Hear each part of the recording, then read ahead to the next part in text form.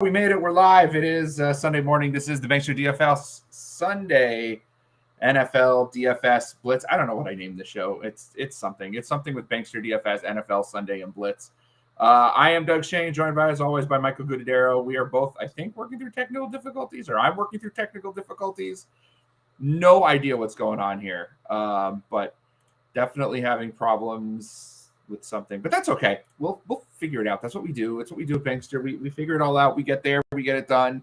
It's Doug and Gutta. We're doing the thing. BanksterDFS.com, $3.99 a week to join what I think is the best daily fantasy sports community, particularly for the casual players.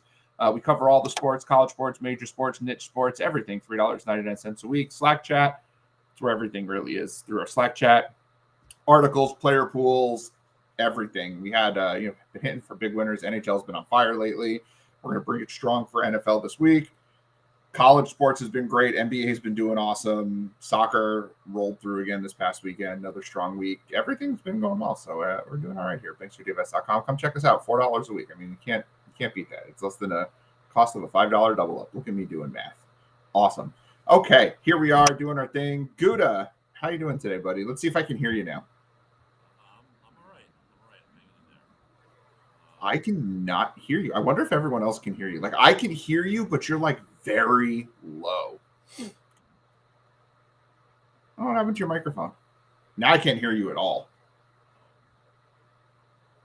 I'm not sure if your microphone's not working. I know at first it was my headset, and now I'm wondering if it's you.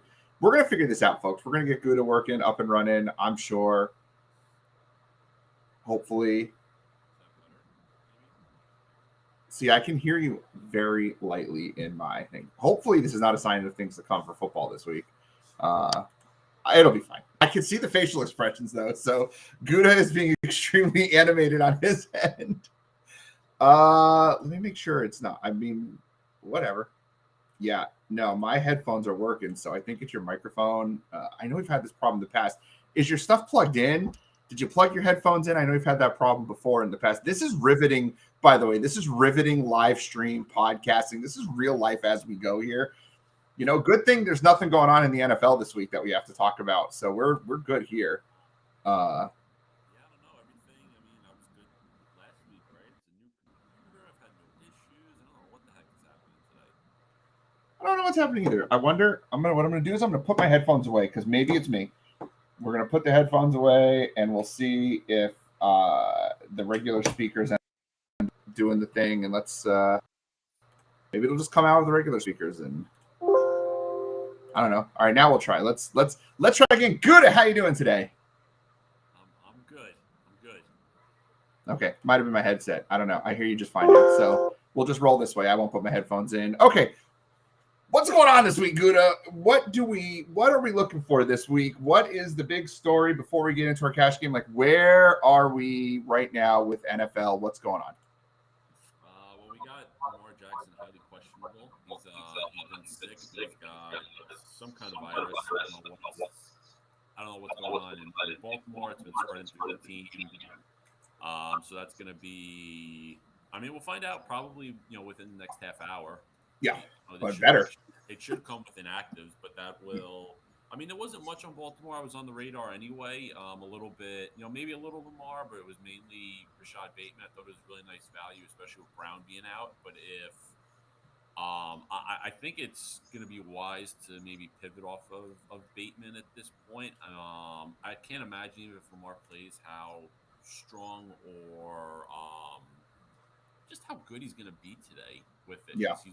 He's struggling just to even get through warm-ups and to see if he's all right to play. Like, I can't imagine he's going to be, full strength or anything. Okay, so I'm hearing, apparently, it's still hard to hear you, apparently, from other people. What about, so, Mr. Green, what about me? Can you hear me? So we'll get there. What Good is talking about, and because I want to comment on this anyway, is that the big news today is the Lamar Jackson news. I don't know what's going on. Right now, he came to the stadium. They said he's feeling kind of ill. They're going to test him out. Still true 50-50. And it's funny that you mentioned, Gutta, that this is not a great game in your mind for fantasy. I have a very unhealthy amount of exposure to this game. Like, I have way too much exposure here. I got quite a bit of Rashad Bateman. But pretty much only Bateman. I'm about like 30% Bateman. I'm only running like 10 lineups right now. So I've got like 30% Bateman. And I've got a ton of exposure to Darnell Mooney, a little bit to Montgomery, and then a really unhealthy amount of Marquise Goodwin today. Like I'm playing a lot. 4 targets last week with Allen Robinson out. Baltimore's been susceptible this year. I'm kind of feeling the Marquise Goodwin in this game. I think I have way too much exposure to this game. I got David Montgomery exposure. I've got Cole Kmet exposure. And my favorite lineups this week happen to be my Justin Fields lineups. If I'm running Fields, Mooney, Kmet with the run back of Bateman, and you can load up with a couple other big stacks to make that work. And so that's kind of where I'm at this week. And that's been kind of funky. Like that's a real interesting way to approach this week. I mean, the Chicago side is definitely an interesting way to get your value, right? Because everybody is jamming to the same stuff for their value. Oh, excuse me. They're all jamming to the same stuff for their value. It's the same receivers, the same running backs. So how exactly are you going to get unique? And Chicago is a way that you can do it. There's is some good value there. Justin Fields is starting to come on a bit. He's got three straight weeks above. Actually 4 straight weeks of kind of a 40-yard rushing floor. He's showing more propensity to run. He's feeling a little more comfortable. He's been, he's not throwing for a lot of yardage yet. I mean, he threw for 291 against Pittsburgh, but he's slowly starting to show some improvements. And the past couple of years, right, we've been sort of lucky with, well, not lucky. I don't know, whatever. The past couple of years, we've had rookie quarterbacks that have come in and like done well from the get-go, and that's not usually. We've been blessed. The word you're looking for is blessed. We've been blessed with these hybrid quarterbacks. Yeah, and the rookies too. Like Burrow came in last year, Herbert came in last year. They set the world on fire. You've had these rookie quarterbacks come in and just pick it up from the get-go. Where this year we haven't really seen that, and everybody's like, "Oh, these rookie quarterbacks stink." Well, they shouldn't be Hall of Famers in the first 5 starts of their career. It's just not exactly. Peyton Manning led the NFL in interceptions his rookie year. Like these guys just don't. It doesn't come like that. But now we're seeing the development of Mac Jones. We're starting to see Justin Fields, pick it up. Lawrence and Wilson are trailing a little bit there, but these guys are starting to turn the corner. And and Baltimore's been a bit susceptible on defense this year, and there's definitely a shot there for Chicago, I think. Yeah, I think so. And I know normally we jump right into cash games, but I think this Baltimore game is like that elephant in the room that we need to talk about. And it's just funny that you're not as high on it. And I was into Marquise Brown too. Like I loved Marquise. He got ruled out. I was like, well, let's go Bateman. I have no idea who the second wide receiver is going to be. And no one's talking about Mark Andrews, by the way. The Bears are great against tight end. Mark Andrews is going to carry 0 roster percentage. So if you want to get different, you roll out some Mark Andrews, and you could be in really good shape there. But let's go back to the normal focus of the show. And I know I pulled this off because I really wanted to talk about this Baltimore game. I'm glad you went right to it. Couple things to note too, by the way.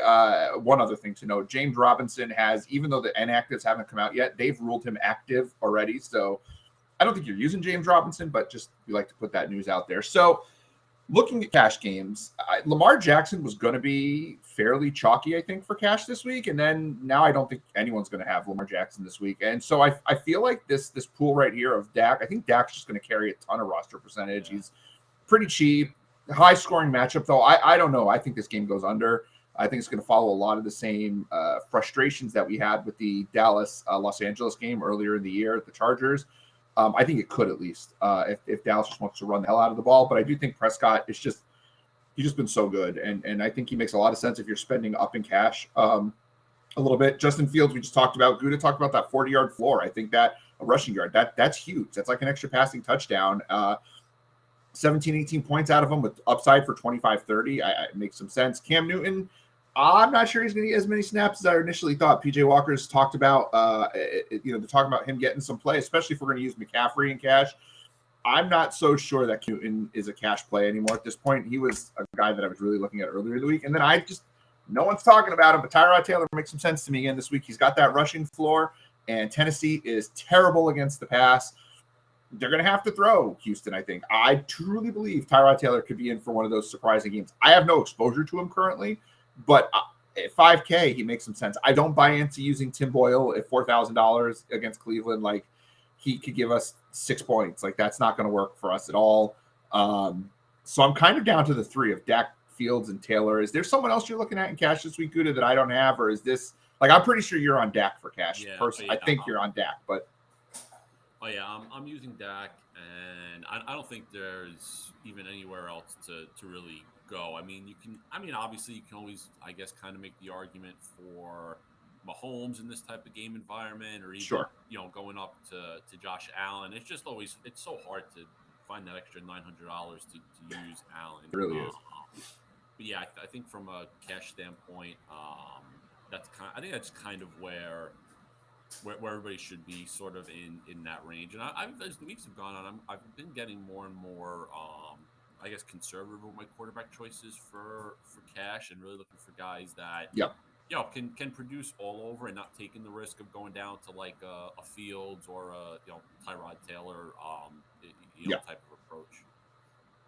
Well, I think lately, I know our big strategy here at Bankster, we've always been spend down at quarterback and cash, but we've been spending up a lot more lately. It worked last week, right? You used Dak, if I'm not mistaken, last week as well. And it worked out. I initially was looking at Brady. I ended up not playing cash last week, but we built the lineup on the stream last week where I was back onto Dak, and spending up has been working a little bit. There's been enough value with the Mark Ingrams this week. You have Jeff Wilson, and you've got Donta Foreman. You've got guys who you can spend down on elsewhere. That spending up works. I do think we do need to make special mention of Jalen Hurts. He's been our guy for cash. He was our guy for a long time running. He's just not there right now. He's had 3 straight weeks of under 20 fantasy points. The team is just they figured out finally run the freaking football. New Orleans is not a great matchup. They're difficult all around. Miles Sanders is coming back. I could see the team running 40 times in this game. And it being a super low scoring game. It's not a really exciting game for fantasy. I just think it's time to slow the roll a little bit on the Jalen Hurts train. You did mention earlier when we were talking about rookie quarterbacks, Burrow. I think there's an argument for Burrow. The Raiders have been terrible against the pass. Burrow's volume is there. I mean, he had the bad Cleveland, but otherwise he's been multiple touchdowns every game this year. 20 points seems to be more. I think that makes some sense if you get to Dak for some reason, though you should be able to. And the same thing goes a little bit for Derek Carr. The Bengals have been struggling against the pass a little more recently. And Carr has been, again, a volume guy this year. He's been 20 points most weeks. Definitely earlier in the season, 300-yard kind of a guy. I think that game's got sneaky shootout potential. Mm-hmm. So just a couple of other guys that aren't in the pool, but are definitely talking about a little bit in the cash range.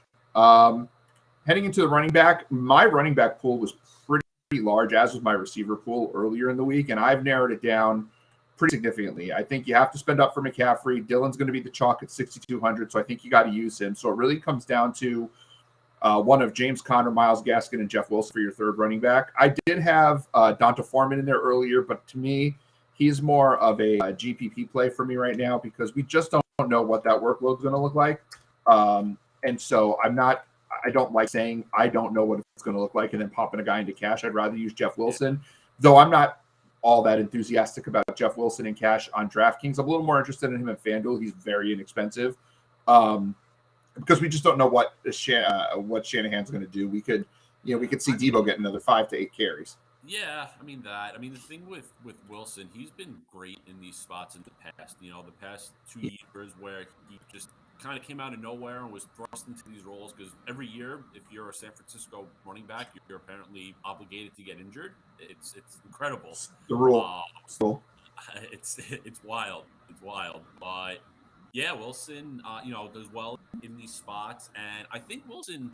One thing that at least I know I overlooked last week on the Ernest Johnson front was I got worried about game flow there, and I didn't really take into account the fact that there was literally no other healthy running backs on the roster. So Johnson was not going to come to the field. He was going to get all the passing down work, and that's exactly what happened. He didn't score any touchdowns, but he got all the work, and he was able to hit his value and smash it because of that. I think Wilson's in a very similar spot. Now, Trey Sermon is there, so they do have another running back, but they've kind of done everything in their power to not even give Sermon an opportunity yet. I don't know if that's because the coaching staff doesn't like him, if he's not performing well in practice, if he's not picking. I don't know what the reasoning is.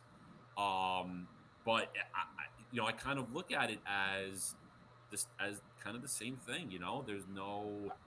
There's no other running back there. Juszczyk might get his obligatory catcher. I think Juszczyk, Debo, and I think they're going to start using Ayuk out of the backfield. And don't they have Mohamed Sanu on the roster too, who I know they have no problem handing the ball to. Like, there are guys like San Francisco's not afraid to give the ball to their receivers, and that's what scares me about Wilson in cash. I've got plenty of them in GPPs, and again, I'm using him on FanDuel in cash because I do think he does sit up similar to D'Ernest Johnson.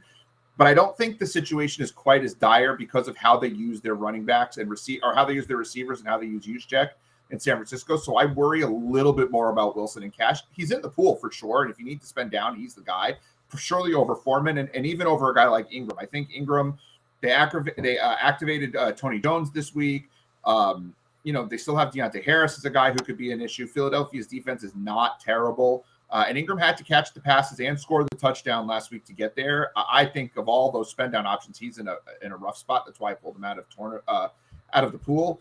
I do think David Montgomery makes some sense, particularly if Lamar Jackson's out. If Lamar's out, the chances of Baltimore scoring a ton of points goes down significantly. Though Tyler Huntley is a really interesting play. Actually, he was wonderful in the preseason, and he brings a very similar game to Lamar Jackson. So there could be something there, but it's more likely Chicago's going to try to control the clock. And Montgomery last week in his return to the lineup, I thought they'd ease him in with Khalil Herbert getting some of the work. That just didn't happen.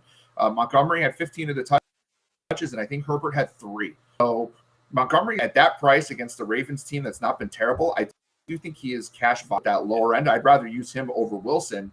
But Myles Gaskin's going to be pretty chalky against the crappy Jets defense, but it's Myles Gaskin, and using him in cash is not fun. Like, I've got exposure to Gaskins, but do you really want to use him? Yeah, and I mean, again, this could be a nothing thing, but the Dolphins did activate Duke Johnson, so he's going to be on the active roster today. Yeah. Okay. And I mean, I gotta think that the fact that they're activating him, that maybe he's going to eat into. I mean, he's not going to get any rushing attempts, but if he gets some of the receiving work out of the backfield, that's a major hit on Gaskin's value there. The passing work is why we want Gaskin. So if Duke's going to eat into that, I definitely don't want Gaskin. Yeah, so it's. I mean, even before that, I wasn't into Gaskin. I wasn't really on it this week. I knew as soon as the pricing opened up that he was going to be one of the top 5 highest owned running backs because of the matchup with the Jets. Sure. No, but I think there's in that price range, there's guys that I so much prefer that we know are going to get the work and just they're in absolutely I think better situations. Even though that's the best matchup on the board, it's not something that I really trust there. I totally agree, but $400 more, you can go grab James Conner, who has the second best matchup on the board. He's been terrible against running backs. Conner had a bad week last week, but people tend to forget that the Carolina defense is awesome this year. Like, we've been on them all year long. We've loved Carolina. They've not disappointed much. And Carolina's real good. And then you got Arizona was missing everyone. They're missing everyone again this week, but Seattle's a much better matchup. It's a much more friendly matchup. Look what A.J. Dillon did last week against Seattle. Tons of yards on the ground and through the air. And since Chase Edmonds got hurt, I mean, 9 hits in 2 weeks for James Conner. So he's getting that passing game work. He leads the NFL in touchdowns. He's a good running back. I have so much exposure to Conner in best ball because people were just letting him fall, which I don't understand. He's always been a dual threat running back. He was in Pittsburgh. He was fine.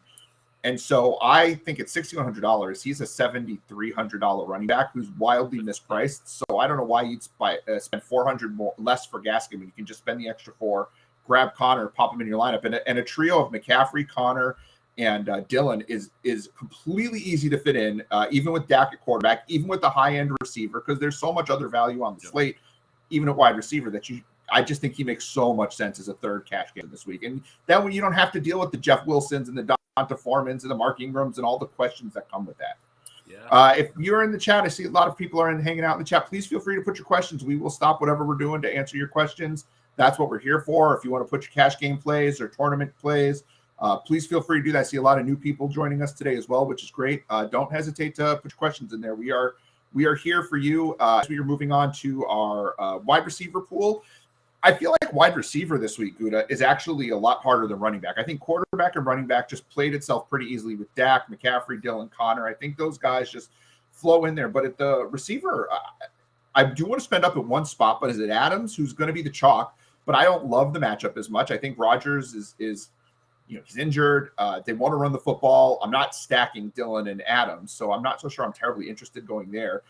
I love Tyreek Hill. I love the volume of Hill. I love the matchup. If he gets covered by Cadre Diggs, he's going to murder him. Like Diggs has, people think Diggs is a good defensive back. He has all those interceptions because the quarterbacks want to throw at him because he misses a lot of plays. That's why Marcus Peters all those years ago had so many interceptions. You know who didn't have interceptions? Darrelle Revis never had interceptions because no one ever threw at him because he was so stinking good. Like guys who get a ton of interceptions a lot of the times are getting them because quarterbacks want to pick on them. And, no quarterback is perfect. So you're going to get those interceptions. I think Tyreek Hill's in for a huge game. Stephon Diggs is stepping up. Indianapolis is terrible on the back end. I do think he's a spend-up play. I didn't put him in the pool, but Deebo Samuel's in play as well for sure. Brandon Cooks is going to see a ton of targets. Hunter Renfrow is going to see a ton of targets. T. Higgins continues to be underpriced. I still think Rashad Bateman's in play, though Gallup is the more attractive option, $300 cheaper, filling in for Cooper. I just think that's such an easy pivot because you're saving $300 and you're in a way better position.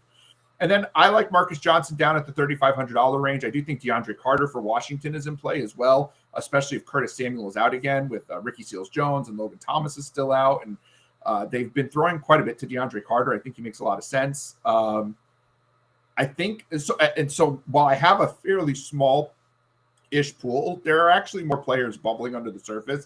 I just didn't want to make my pool the entire DraftKings list. So it's harder to narrow down who we're going to use because I think there's just so many strong plays this week at wide receiver. Is there someone here that stands out to you, Gutta, or is there someone I'm completely missing or way off the board with here?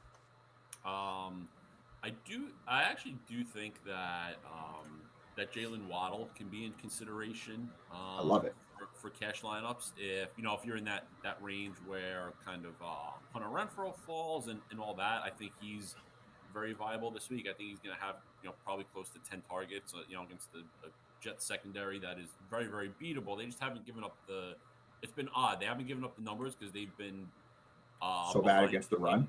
Yeah, it's so bad against the run and behind in so many games that teams just haven't needed to pass all that much. So it's like one of those kind of misleading things. He sticks to the NFL in targets right now, Waddle. Now, they played an extra game than a lot of teams, Miami, but still, even if you just look per game, he's one of the top receivers. He's a top 20 receiver in targets per game in the NFL, Jalen Waddle. He's been great. Waddle is, too, his go-to guy. Him and Gesicki have really established – I mean, they don't really have much else because of injuries, too, but Waddle and Gesicki have really established themselves this year. But yeah, I think that's another guy to consider. And then I just think on the wide receiver end, don't get cute with it. You have to have Michael Gallup in there. I mean, he's going to be like 90% owned in cash games this week. It's going to be silly. Just with something like that, you just have to take it and just go with it, because Gallup and Dillon, I think, are must-haves in cash this week because they're just going to be 75, 80, 90% this week. Oh yeah, when it's something like that, it's so hard to go against it because if they hit their value and you don't have that, it's almost impossible to make up for. Exactly. And then from there, the hiring guys, I definitely prefer Hill to Adams. Me too. I just think Hill's in a better spot, and also too. Let's not forget, Tyreek Hill has double-digit targets in 6 of his last 7 games, and the one game that he didn't, he had 9. I mean, we always target Devontae Adams because of his target share and how many targets that he gets, but Tyreek Hill's getting as many targets as Adams is, and that started middle of last year. We picked up on that with Tyreek Hill, and it was Marquise Brown too. The two of them went from deep threats to target machines, and so this is not a new thing. It's not just a 2021 thing. This is a 2020 thing too, that Tyreek Hill's become a volume monster. Yeah, because for a while, Hill was not a cash guy for us because he was, 5 points or 30 points. There was no in-between. But now he's kind of settling in that in-between and can have the spike games also. So it's you're kind of getting you're getting that Devontae Adams production from a guy that was not that type of receiver. And then also, too, quite frankly, I'd rather have Hill because I trust Mahomes a little more than Rodgers because Rodgers has this toe injury now. He only practiced on Friday. He didn't practice all 15 weekend. snaps. Took 15 snaps this week. I mean, the guy That's it. hasn't practiced in like 2.5 weeks now. It's now again, Aaron Rodgers is the type of guy. Sure, he can go out there, he knows the offense, and he can get it done. But I'd rather not take that type of risk with such a high-end receiver in my cash build. I'd rather have a little more of the safety from the quarterback spot with that you get from Tyreek Hill with Mahomes. Well, Tyreek Hill, cheaper, better matchup, better quarterback, less reliant upon the running game, more consistent this year, bigger deep threat, bigger pop games so far this year. Like everything leans towards Hill, which obviously makes Adams a really good tournament play. Yeah. Because, it's a nice pivot off of Hill because everyone's going to be on the Dallas game.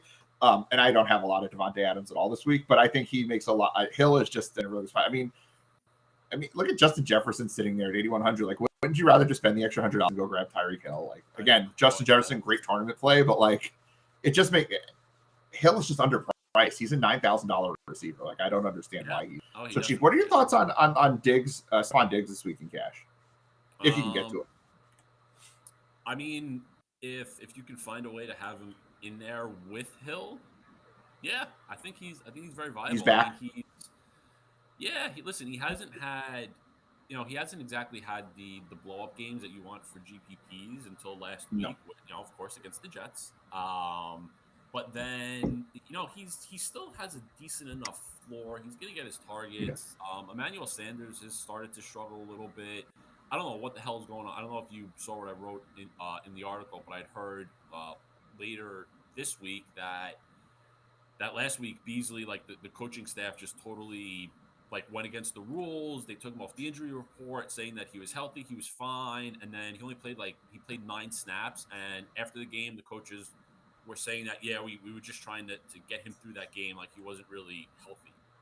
And it was not talked about anywhere before the game. And again, no injury designation for this game. So I don't know if I trust that Beasley is healthy or is going to be his normal self. So Diggs may just be funneled targets again because of that. As a side note on that, from a tournament perspective, since you do the tournament write-ups for us, does that lean you more towards Dawson Knox, more towards Emmanuel Sanders, more towards Gabe Davis, or are you just running Allen Diggs skinny stack and just calling it a day there? Just Allen Diggs. I'm not going to take the risk on the secondary part because Buffalo's offense, especially with Josh Allen, he's not afraid to throw it to everybody. So realistically, you could see Allen go for 350 and 4 touchdowns, and none of his receivers really go off or blow up because everything just kind of gets spread out.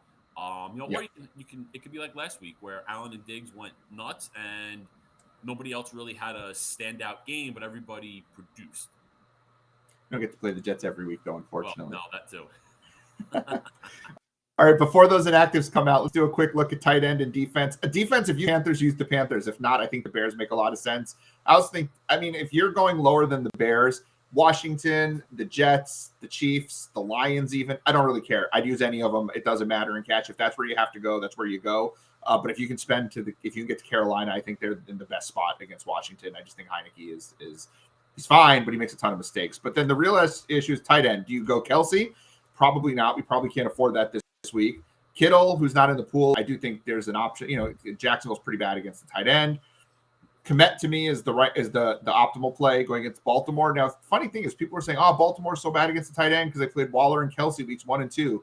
Well, they didn't play Waller and Kelsey the last 4 weeks, and they're still the 5th worst against tight end this year. So, for the last 4 weeks, Baltimore just sucks over the middle. So, Komet, who's had 8 targets, he's been like 20 targets over the last 3 weeks, and Allen Robinson's out, so Komet will get that extra 1 or 2 targets that Robinson's been getting every week. But he hasn't scored a touchdown. I think he's actually due positive touchdown regression. Cole Komet. Ryan Griffin is been seeing a ton of targets for the Jets since Tyler Kroft went on the injury report, and Miami's awful against tight ends. And then John Bates for Washington, he should be filling in if he's there because he's cheap. But honestly, I'm not even going to put him in there. I'd rather just use Ryan Griffin. If I'm just spending $2,500, I'd rather use him and just do that. I think Griffin's in a much better spot. Are you anywhere else on tight end, or is this kind of where we're at for tight end? I think for cash, that's pretty much your safety nets there. I really, really like Waller and Gesicki this week. I just don't know. I don't know if we Can we can get there? trust them in cash, just because of their sort of recent. They've been up and down, but even like that, the Darren Waller thing, he goes through spurts. He was like what he's doing this year was so similar last year. It's just everybody was so high on him coming into this year because of how he ended last season. Well, before that, he had a like a 5 or 6 game stretch where he didn't really do much, and then he exploded, and he started well in the season. So he just goes through these in and outs, and this is this week. I mean, the Cincinnati matchup is almost as good as it gets for for Waller. tight ends.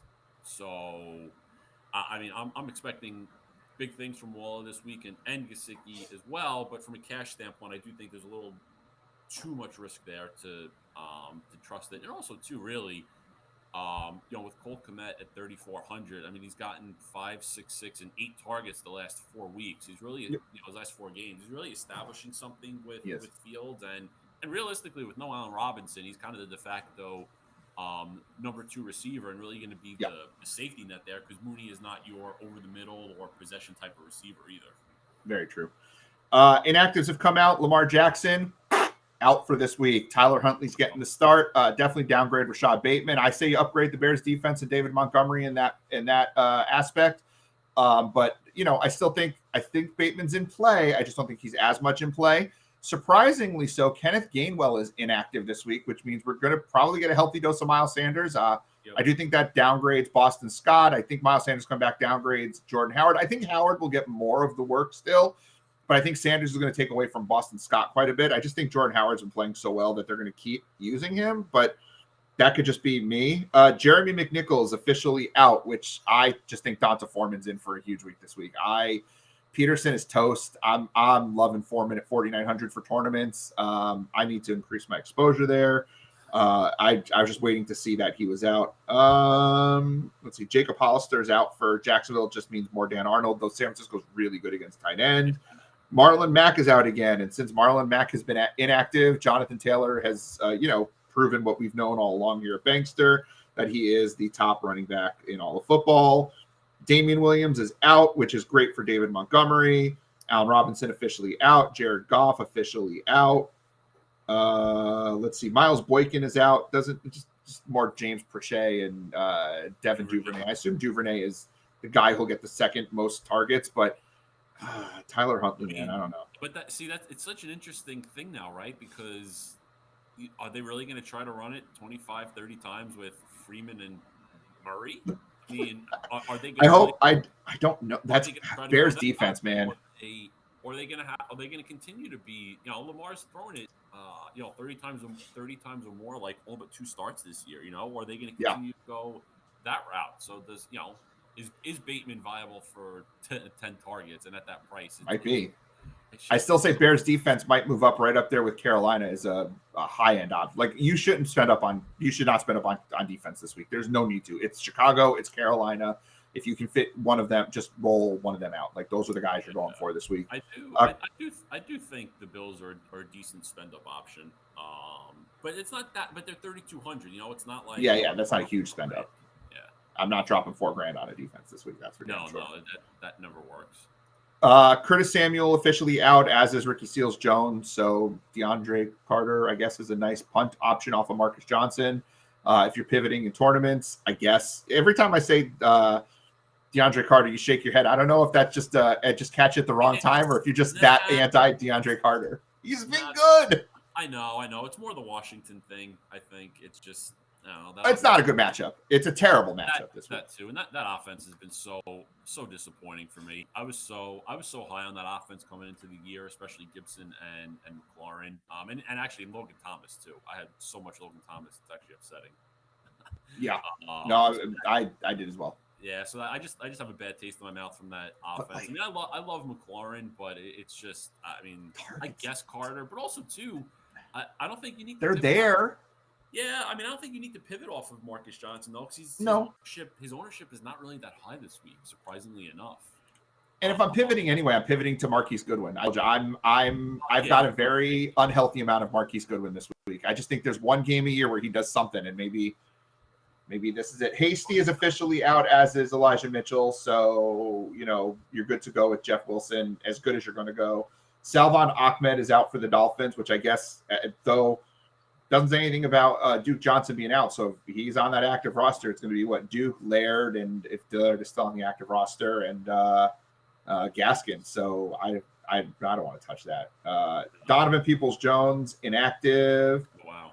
I don't think that. I mean, are we trusting a completely broken down Baker Mayfield this week, though? I mean, it's Chubb or nothing, right? Like, that game is garbage. The Browns are going to run 50 times today. I'd be surprised. Yeah. I'd be surprised if Baker threw it 15 times. Yeah, I don't know if he needs to. I mean, unless Detroit can do something, right? Because Detroit has been plucky. Like, Detroit is not the worst team in football. Detroit might have the worst record, but they're not the worst team in football. The Jets are worse. The Giants might be worse. The Jaguars are worse. Like, they're worse teams. Can you really trust a quarterback that threw more interceptions than touchdowns in college? I trust DeAndre Swift to get 50 touches this week. DeAndre Swift is going to go full Najee Harris this week. Like, I think he's getting 35 touches again. I don't know. Jamal Williams is supposed to be active, right? He wasn't on the inactive list, right? Oh, that's true.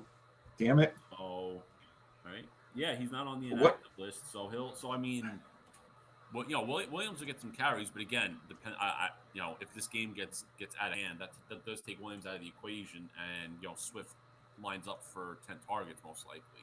Which, if you're a running back, you're getting 10 targets. It's like, what is that worth? It's true. 3 carries.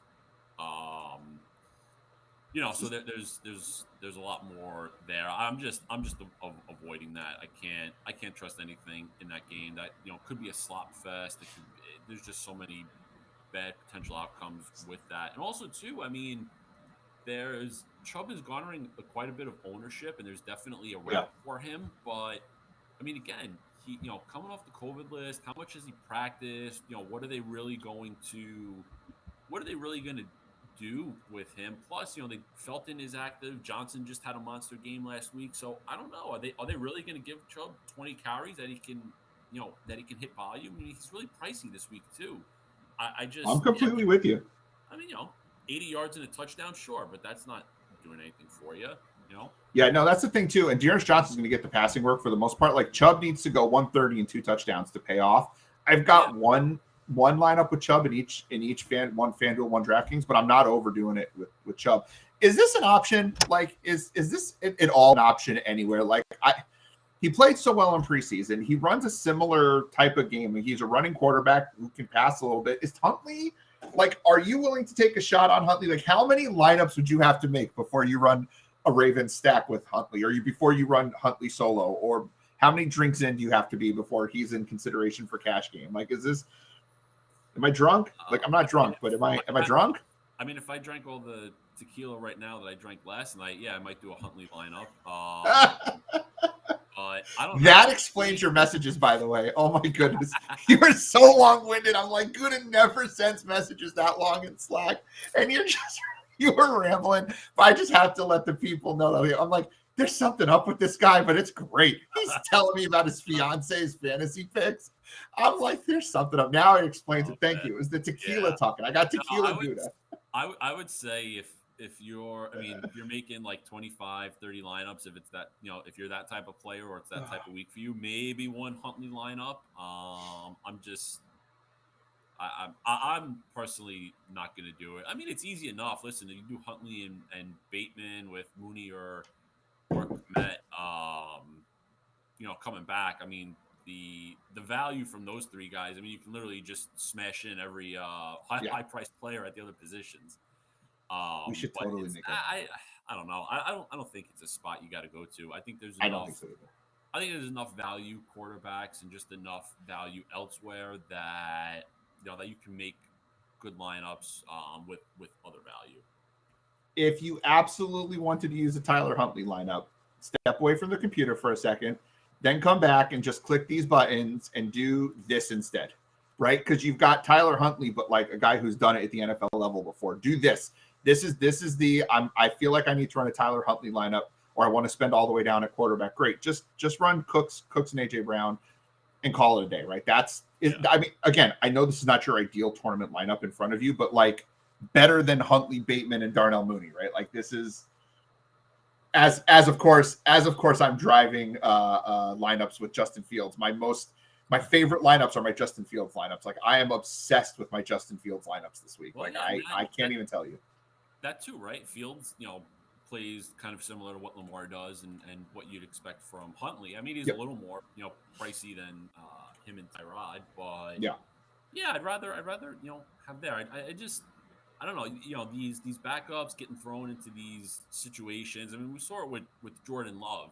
We were enticed by it because of Devontae Adams and then playing against the bad Kansas City defense, and Love was just completely lost.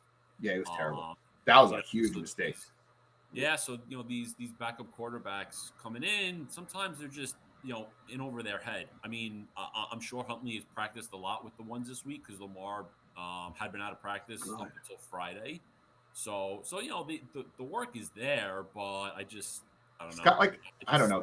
Here's the thing about Huntley. We do a lot of preseason at Bankster, as you know, and Huntley was like really good in preseason this year. He's got a big arm. He can run around a lot. And I have completely convinced myself that this kid can absolutely give me like 60% of a Lamar Jackson game. Well, 60% is 18 to 20 points, like on a high end Lamar type game.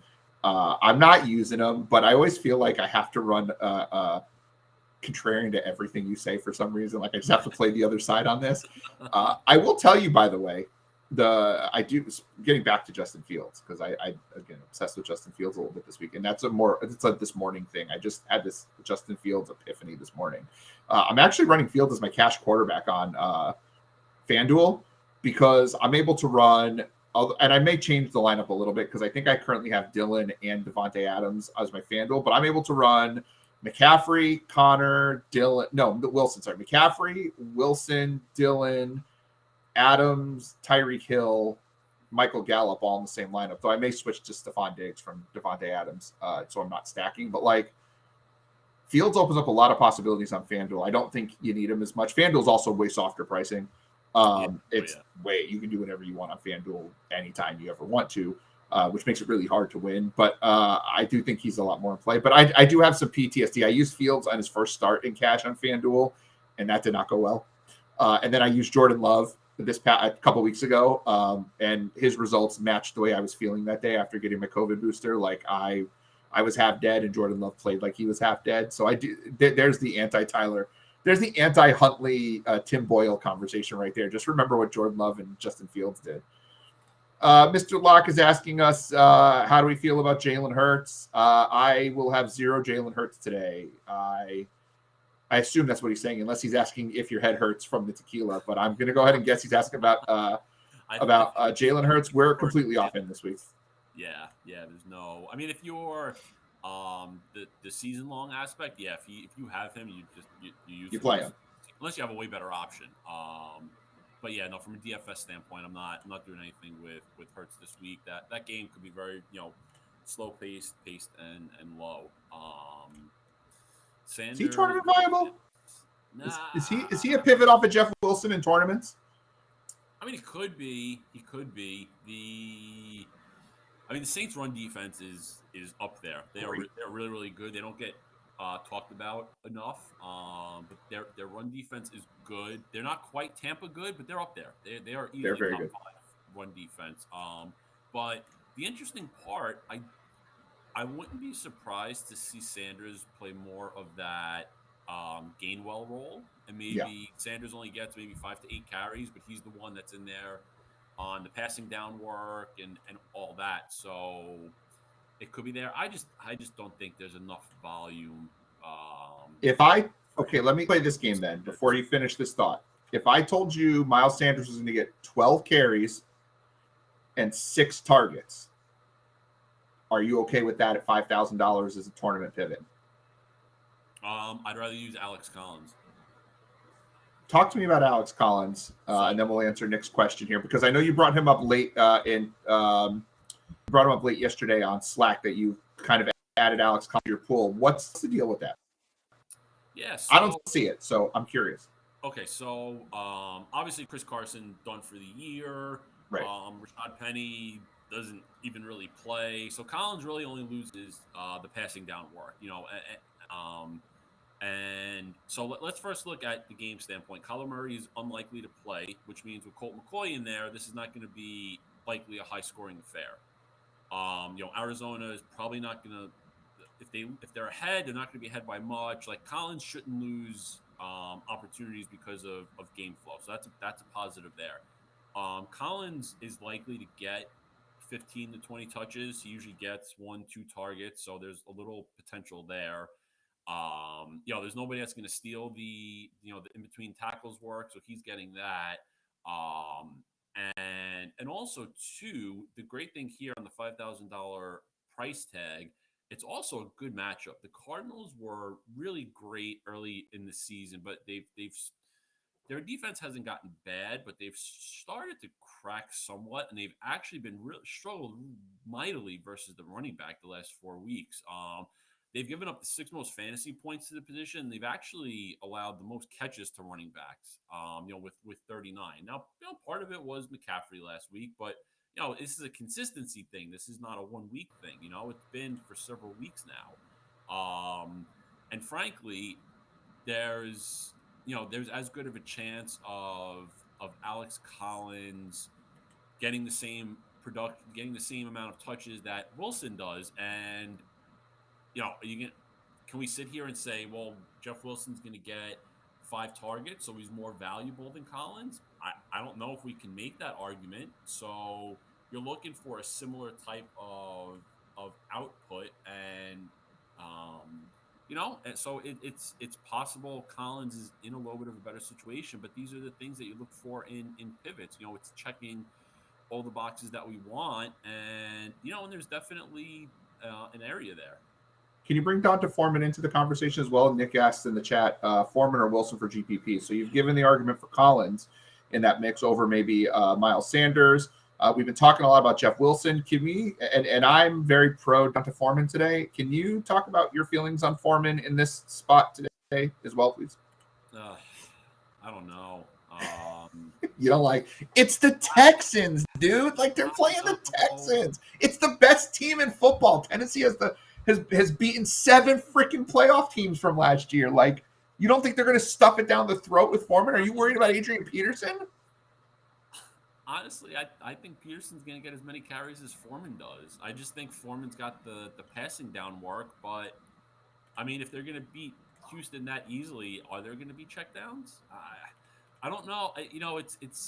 It's just tough because I don't know. I mean, if McNichols doesn't get hurt last week, does Foreman see as many touches? Yeah, but he is hurt. Like, he's out today. So, like, I Foreman's going to definitely take that role. He has to have that role, right? I absolutely know that. I just think, again, at that price range, I think I'd rather go the other guys. I'm just much more confident in the other players. And listen, into this conversation here that Matt wants to know: Collins Foreman or Collins Wilson, and spend up elsewhere, or don't do that at all. I mean, if it fits in your lineup or what you're looking to do, then by all means. I mean, there's nothing wrong with using 2 of those guys in the same lineup. I would prefer Collins Wilson, but I mean, listen, if you have a strong opinion on Foreman or you like him more than I do, I mean, he's definitely viable there. I mean, Foreman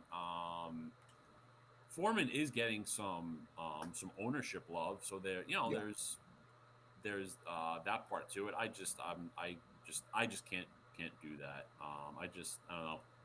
It just seems too weird to me with it. Yeah. No, I get you. Listen, that's why I took him out of the cash pool, because we have no idea what that is going to look like, that rotation. No. I just think Foreman, I mean, maybe this is a guy who's been watching Foreman for years, waiting for him to have that breakout, right? Because we've been all waiting for him. He's like Jeff Janis. He's just like this guy that everyone wanted to see do well, and he hasn't done it, and now he might get a shot today. He never really got the chance in Houston. Well, that's that too, right? He never really got the chance in Houston. They never really gave him the keys, but he always looked like the better running back on the roster. Then he tore his Achilles, and he just never was able to. Now he's finally back, and right, wouldn't that be the great narrative that writes itself? Foreman goes for 120 yards and 2 touchdowns today against the Texans. I mean, listen, I'm all about Foreman today, but even I'm not that crazy. I'm thinking 60 yards, 4 catches for 30 yards and a touchdown. Like even there though, that's 19 points. I take 19 points out of Foreman at this point. Like, oh yeah. Even if I cap the ceiling at 20, I think there's enough of a percentage that he gets to that 18 to 20 points. And I don't think he's going to get like just 2 points. Like I don't see him getting like just 3 carries and no double-digit carries, 4+ targets. And if he gets something inside the fight against Houston, and really listen, neither of these guys, Peterson and Foreman, neither of those guys are the future for this team. But Foreman at least has a chance to stick around as some backup level type of guy or a guy they could trade in the offseason or something, right? Peterson is nothing. Peterson's an old man who is should have been retired and whatever. He's just hanging around. If this game, let's say this game goes up 21-0 in the first quarter, do you think they're going to run Adrian Peterson into the ground, or they're going to just let Foreman do his thing? Because you don't want to kill Adrian Peterson. He's got to be around for his Hall of Fame speech. So you got to, I don't know. I just think if the game's competitive, I think Foreman's involved in the passing game. If the game's not competitive, it's a complete blowout. I just think they're going to grind Foreman into the ground. I don't know. Or it could just be a Tannehill AJ Brown game. I got a lot of Tannehill AJ Brown, so that'd be fine. I got a lot of AJ Brown. I have no Tannehill, but a lot of AJ Brown. I'm fine with that too. Let that happen. Yeah, it can definitely go that route also. Yeah, I mean, it's just tough, right? I mean, yeah. But that's why you're spending $4,900 on him. Now you're not dropping, $8K on him. Oh yeah, absolutely. I mean, I really, really wish in that price range that we had more clarity on Kansas City. So I was really looking forward to using. What are you doing with those guys? I mean, you kind of have to avoid it.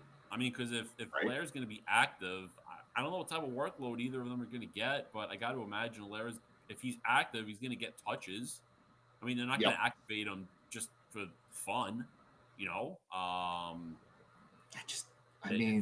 one of those guys could completely break the slate if they do well, though. If you roster the right one and they end up getting 20 or so points, well, it would definitely be Williams over Allaire if I rostered either of them, because I don't think Allaire comes back to a 15 touch workload. I mean, if he's anything, he's maybe getting 5 to 7 touches. He's not good. He's just not a good player. No, he really hasn't made that transition well. He really didn't. A lot of running that spot. Let's not forget that. Could have had Jonathan Taylor. Imagine Jonathan Taylor on Kansas City. Oh, Jesus, that's even scary to think. To right? Imagine. But right, I mean, Williams so many. Williams at 5,400. He's sandwiched right in there where Wilson, Ingram, and Montgomery are carrying tons of ownership. I mean that's like a perfect spot there. But he's a great guy to run with. You run Williams. You just want to run a mini stack of Williams and Gallup, right? You get your discount on Gallup, or even, you want to get crazy. You want to run like a super chalky non-Dallas stack, right? But then run CeeDee Lamb and Darrell Williams. Lamb's projected. I know you have the numbers, but he's projected 3% this week. CeeDee Lamb, if I'm not mistaken, he was super low as of this past weekend. Nick knows what's up. He's jumped a lot. Has he come up now? Earlier, yeah, he's going to be closer to 12 to 13. All right. So then you run Gallup and Darrell Williams. But still, take the roster percentage off of Gallup a little bit there. Yeah, but even if Lamb is in that range, I mean, he's only going to be. I mean, you're looking Hill will be higher owned. I'm sure.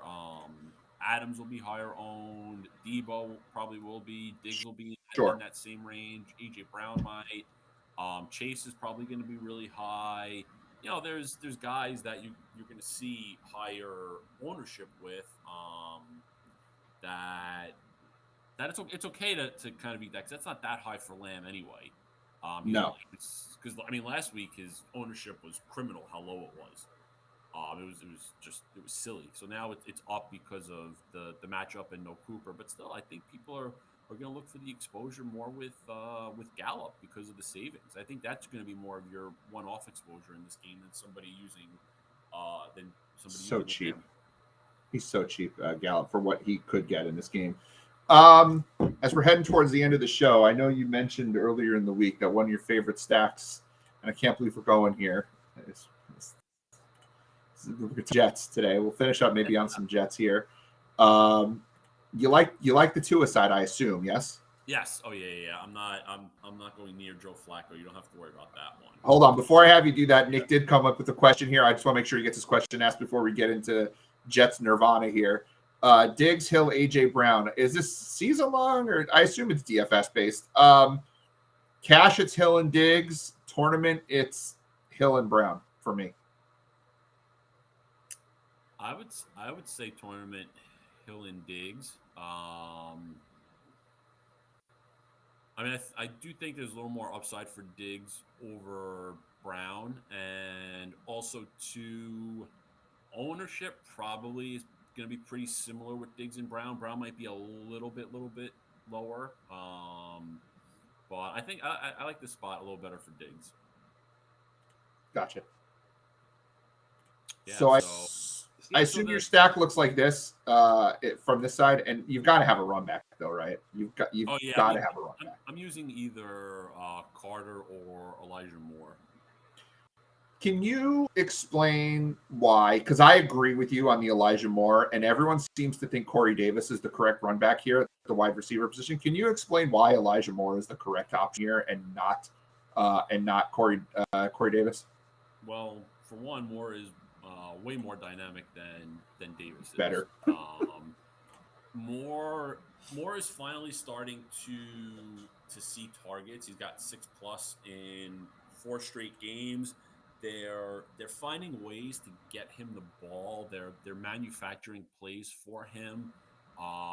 He's really starting to develop, and he's really starting to kind of work over Crowder. He's getting a little more slot work. Like, it's just they're finding ways to use him, just like they're finally giving the reins to Michael Carter.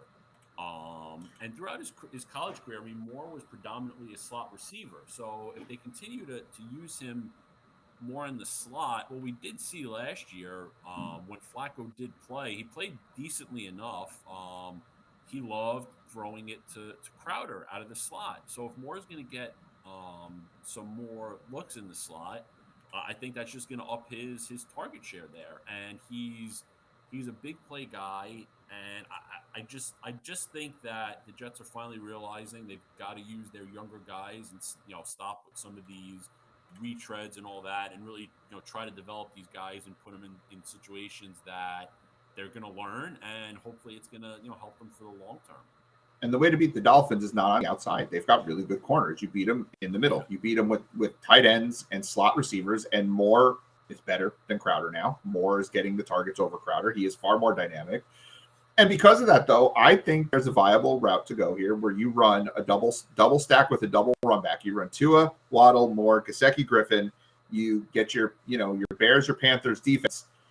And I'm curious to see what we can do. This will be the let's end the slate on a stupid jet that someone's going to get screwed over playing. But I actually really like this because let's not forget too, Flacco loves tight ends. He is much more likely to throw to his tight end than his running back. So I'm a little concerned about Michael Carter in this aspect. I'm less concerned about Ryan Griffin, especially at only $2,500. Doesn't cost us anything. Let's run the defense here and kind of see what can we do here. Like, what do we got left over here? Look, $8,000 left over. Here's something we can do to offset a little of roster percentage too. I think this is a really interesting way to go. You run Zeke, Tyreek Hill, because if Dallas does want to try to slow the game down and Zeke ends up having a Zeke game, you've now locked yourself in with a really, really strong game. And no one's on Joe Mixon right now. And Raiders are terrible against the run. And oh, look at that. I got enough money here to throw in the Panthers defense. As I've done every single week, love this lineup. Every week we make one, and every week I love it more and more when we do it. But isn't Zeke a pivot we can use off of to get to lower our roster percentage against the Dallas passing game, and we still get Tyreek Hill in there, and we get what's Joe Mixon at? Do you have that number in front of you? What's his roster percentage looking at this week? Like 8%, 6%? Right now, he's got like a 6% projection, but with what I've been seeing and hearing about the Bengals pass offense being pumped up, I would be shocked if Mixon was like higher than 3% owned And the Raiders have been terrible against the run. Yeah, I mean, Mixon can get you 25 points this week. Yeah, and Mixon catches passes. By the way, look at the last 3 weeks, the last 4 weeks, 3 games of over fantasy points. And Devontae Booker ran all over the freaking Raiders. We saw what Darrell Williams did last week against the Raiders. Mixon's getting not nearly enough love this week. Yeah, I love Mixon in that spot. I mean, I think my issue is going to be that in the lineups that I make where I have that price range for the running back, I'm more often than not probably going to use Zeke just as that, leverage with the passing game, because Zeke really has kind of morphed into more of a game script dependent type of running back. Yeah. He still gets some passing work, but these games where they really go like high scoring and crazy, he's just not involved in these back and forth affairs like he used to, Like the Denver game, they were trailing. He didn't do shit. Last week that game was just a disaster. So he just didn't get a lot of work. So that was just more. Still scored 22 points though. Like he didn't have a horrible week. No, he didn't. I mean, he didn't necessarily kill your lineup. No, but like he didn't win you a GPP last week, but he didn't hurt you. Exactly. Like, he was only 7K last week too. Like, look at that New England game. They put up 64 points and he got you 19 fantasy points. He just, he was involved. He had 9 targets that game. But if that Kansas City game is kind of like that New England game went, he might fail. But if it turns out to be more of like how that Giant game was, Zeke's going to be, the guy that you want as opposed to the passing game. Listen, I'll take this New England game any day of the week if it comes with a touchdown, right? If he puts one into the end zone, then you're at 25 points. So on volume, he's almost at 3x on volume alone there. That New England game is actually underrated what he did there. It's, touchdowns are touchdowns. You get them or you don't. But we want volume, and he had that there. But you're right. I mean, you don't know where he's going to be. 3 targets, 6 and 9 targets. What are they going to do with him? I think he's more the 3 target kind of a guy, but this game goes a little wonky. It's possible if it becomes a shootout that he could get eight targets in this game. I don't know. I like this lineup regardless. I think he's one of the best leverage plays on this slate, so that's there's there. But so I just think he's great. And I do think one other guy I do want to touch on real quickly because being really overlooked too. I think Josh Jacobs is in line for a really big game today too. It's again great spot. You beat the Bengals on the ground. The Raiders love to run the ball. It's at home. The Bengals are giving up a ton of catches to the running back position. They've allowed 10 total touchdowns. I mean, they've just been slashed on the ground, and Jacobs' target share is quietly increasing. I mean, he's got 5+ targets in 3 of 6 games. In another game, he had 4 targets. Like he's getting more work in the passing game, which is really good to see. And he's their goal line back. He's going to score the touchdowns if they're down there. And if the Raiders are ahead, he's going to get 15 to 20 total touches. I mean, these are the type of games where you want to target, Jacobs, where it's going to, could be a positive game script, and and he ends up having good output. I couldn't agree more, and particularly I think he's a nice little leverage play on the late slate because you've got Zeke, you've got Connor. You've got Collins, you've got Mixon. I mean, I think it's possible that Jacobs is the lowest rostered running back of all those guys. And you throw Jacobs in there with a, Dallas KC stack. Okay, you want to be chalky, throw some Jacobs in there over maybe Connor. You pivot off them, and you've got yourself a fairly unique lineup. You don't have to get too crazy to get unique on just a late slate kind of 3-gamer right there. And that's the thing too. Jacobs is in that, like you said, he's in that spot. You got Connor $100 higher, Dylan's $200 higher. You got Montgomery. Gaskin, 300 lower, chalky ass Gaskin. Yeah, and David Montgomery's $500 lower. So you got guys in that range that people are just morphing to, just taking there where, Jacobs isn't sexy, but this is the type of game that you target him in. I agree.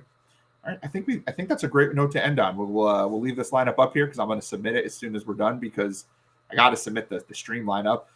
Folks, once again, you can join us at banksterdfs.com, $3.99 per week. Get access to all of our content. Most important part is being part of the fantasy community. Great place for casual players. We talk, we get to know each other. We put all of our pools, our articles, everything for all the major sports, college sports, niche sports for under $4 a week. You can't beat it. For Michael Gutta, the big Gutta, I am Doug Shane. This has been the whatever we call this show now, the Sunday NFL DFS Blitz. Banksterdfs.com. Come check us out. $4 a week. Later.